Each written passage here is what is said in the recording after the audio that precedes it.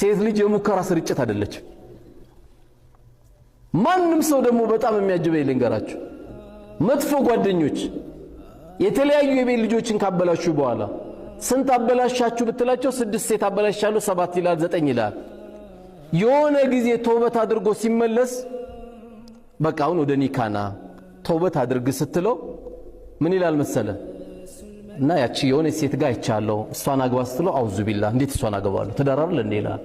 አዮ አይፈልጋቸውም እነዚህ ያበላሻቸውን ሴቶች። ይሄን በደንብ ንገሯቸው እህቶቻችሁ። አይፈልጋትም። ለጊዜያዊ ነገር የፈለገ ጓደኛ ላርግሽ እያለ እኛ ጋር እንግዲህ ገርል ፍሬንድ ወንዝ ፍሬንድ የሚባል የለም። የትዳር ፍሬንድ ነው ያለው እኛ ጋር። ለምን መንገድ ላይ ስትሄድ አትሸማቀቅም? ራሃ ሆነ ከሷ ጋር ታወራለህ፣ ራሃ ሆነ ትነካለህ፣ ራሃ ሆነ ትቀራረባለህ፣ ራሃ ሆነ ሐሳብ ትለዋወጣለህ። የዛሬ 7 ዓመት ሊያገባት ጓደኛ አድርጎ ሰጥቷል፣ ይይዛታል። 7 ዓመት በቴሌፎን ሊያወሩ 7 ዓመት ከሷ ጋር እኮ ስታወራ እንኳን 7 ዓመት 7 ወር ስታወራ ፍቅሩ ራሱ ይጠፋባል፣ ያልቅብሃል።